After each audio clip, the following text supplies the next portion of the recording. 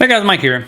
So, oh boy, anytime you don't think a stock can go any lower, and anytime you don't think Ark can go any lower, you know, this is what happens, right? I mean, Teladoc reports, and we're going to look at that in a little bit, just absolute disastrous earnings. And what's crazy thing is happening here, it might actually go up tomorrow because you see Facebook and Pinterest and PayPal and some others reported. But boy, when you look at the earnings, it's exactly what I just said the other day, or what this guy said the other day in the video. You got to take the hall pass. You have to guide down, right? You have to say, okay, yes, the environment's changing. And that's what I'm going to show you in all these other earnings. Because if you look at Facebook on its face, so to speak, then you would sit there and go, wow, it must have been great earnings. Oh my God, right? PayPal must have been just fantastic earnings and everything. There's actually only one tech company that I can think of, or I found, that actually really did have good earnings, and they actually got it up. And I'm going to show you who it was, because it's going to most likely pull the whole sector up with it, okay? And I'm going to show you, you can decide for yourself what you think about these other earnings. But, you know, understand we're going to see there's a chance to have a big green day tomorrow, and I'm going to really show you why. And it's not because of these earnings, that's for sure. So if you get anything out of it, hit the like and subscribe button, and let's get into Teladoc and this disastrous situation they're in right now. And obviously, as you saw in the thumbnail, that is a train wreck. As I'm recording this, they're down around 37%. So, you know, never say you can't go lower. And the big thing is, I mean, obviously, they end up missing on top and bottom lines, and the dreaded, we got to revise the whole 2022 guidance. I mean, massive losses. And unfortunately, somebody said they just didn't have a post-pandemic game plan, really, right? And they ran up too fast, too hard. This is what happens, you know, like Icarus flying into the sun, or whoever that was that did that, and the wings burn off of them. And what's bad about Ark, I mean, they have 11 million shares. It's the third biggest position in the flagship right there. They have, I think it's 3 more million shares spread out through the other ones. So this will be a big hit for them, and I can imagine what Zoom holders are thinking. And you see here, starting off with Pinterest, right? Social media, right? So it jumps after earnings beat, and you think, yay, oh my God, this is wonderful. And then you start to get to the earnings call and what they're actually saying and stuff. And I think the one thing you need to keep in consideration here, the bar is set really low now for this earnings, okay? And that's what you need to understand. You could jump over, I could jump over the bar, it's set so low, okay?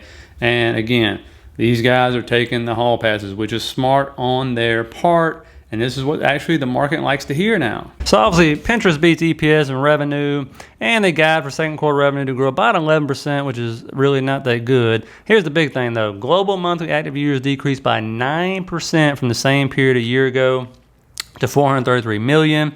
And they attributed this because the decline largely is to the pandemic growth in the year ago quarter and lower search traffic driven by none other than Google's algorithm changed in November 2021. And they wrote a letter to shareholders, which basically says the trends leading to its revenue growth were offset by macro headwinds, including supply chain issues and other factors, which continue to impact one of our largest segments, which is advertising, as well as some mid-market advertisers, just like Snap did.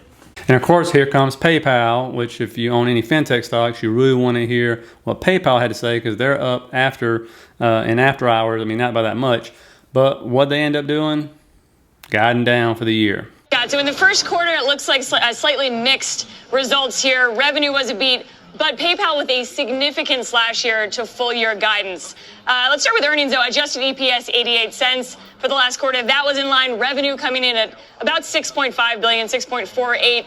Also a beat that was up 7%, and excluding eBay, revenue grew 15%. So eBay still very much a drag on growth over at PayPal. But when it comes to the full year guidance, they're now looking at revenue growth of between 11 and 13%. For context, guys, 3 months ago, PayPal was looking at full year revenue growth of about 15 to 17%. So slashing that number significantly. EPS outlook also lower than expected. For the full year, they're looking at a range that's now about 80 cents below where they were forecasting just a few months ago. Total net active accounts now at 429 million, and payment volume coming in at 323 billion, growing 13%. But again, the guidance and the slash to guidance really is the headline here. And then there's Facebook, right? And this right here is up huge in after hours as I record this, and you're thinking, oh my God, this must be fantastic. And then when you look at it, you go, wow, they missed revenue.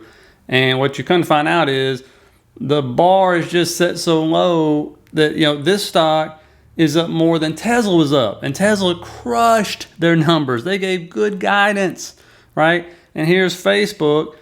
They're missing revenue and they're guiding down. It's up nearly 8% in the OT. That's certainly a different story than what happened last time. The biggest issue last quarter for Facebook was the fact that they were losing users, like you referenced. And if they're able to grow users, then it changes the game for them.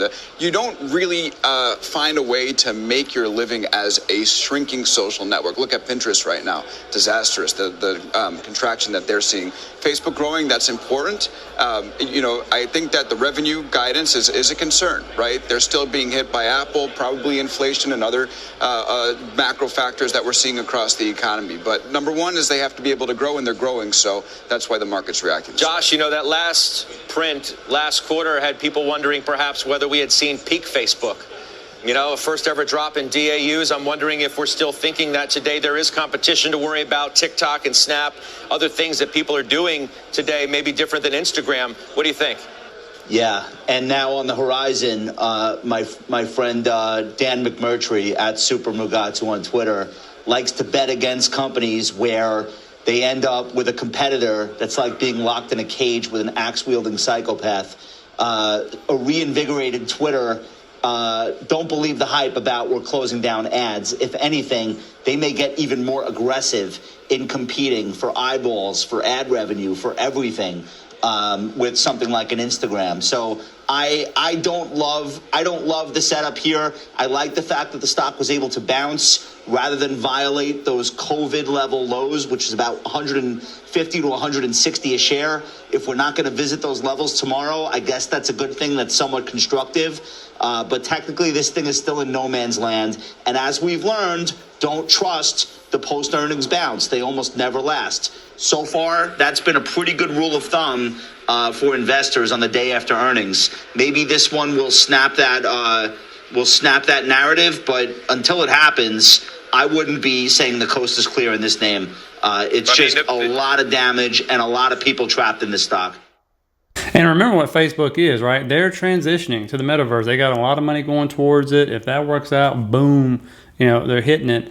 But obviously, Russia is affecting them dramatically. I believe Facebook is blocked there now, and Russia's the big country, and yeah, they do Facebook. And so that affects your ad revenue. And so, but, these companies are getting smart, right? Even though their user bases may be shrinking, they're missing revenues, all that stuff, the ad revenue isn't there, they're guiding down and saying, hey, we're not going to have those growth numbers we had in 2020 and 2021, right? So we just got to reprice the stock, which this one's been hit a lot, right? It's way down. And so maybe this is where it's at. Maybe it opens up at 200 more. Maybe it keeps going, right? We'll have to see on that. We'll have to see how the market reacts. Because remember, like I said, Tesla was up huge after hours, and then it sold off for 3 straight days. And so, and they had better earnings than anybody I've heard so far, except for this company right here. And this one should bring up a sector possibly, and that's Qualcomm, right? Chip maker. These numbers are particularly strong. Let me go through them. Qualcomm reports earnings for fiscal Q2 of $11.16 billion versus $10.6 billion expected, and earnings per share of $3.21 versus $2.91 expected. Also on the guide, very strong. They're guiding to a midpoint of $10.8 billion for fiscal Q3. The range is $10.5 to $11.3 billion. The street was looking for just $10 billion, also guiding to a non-GAAP EPS of $2.75 to $2.95. That's $2.85. Earnings per share at the midpoint. The street was looking for $2.59. I did have a chance to talk to Qualcomm CEO Cristiano Amon and CFO Akash Pakiwala about these results. A few things that stand out that are going to be interesting for some other companies that you're going to be talking about. Qualcomm partly outperformed because of Samsung, the Galaxy S22. Qualcomm had more than 75% share of the chips, critical chips in that phone versus 40% in last cycle. So they're winning there. The IoT business in Qualcomm, which Cristiano Amon has been talking a lot about, saying, hey, we're not just about handsets. Remember that business grew 61% year over year to $1.7 billion. Amon told me Qualcomm is gaining share in China year over year. And so this is one of those kind of calls, even though a lot of this is Qualcomm specific, doesn't matter. No, most people don't know that, so they'll just start buying any chip maker, right? So this could bring up the sector, but understand right now, if we bounce, if these earnings are what's going to do it, sure. But the real reason is just look at the chart. You can look at the RSI right there, right? And if you look at the hourly, you see where it's at. It's not really oversold, but switch to the daily. Look where we at. Look where we were at on the RSI when we went on that ripping, roaring rally starting March 14th. The RSI is lower than that right now, right? And we've just been selling off for so many days that sometimes you just do for one of those rallies. And so let's not forget also, hey, Ford, right, beat top and bottom line, right? Some restaurant stocks beat top and bottom line. Tomorrow we get Amazon, Apple.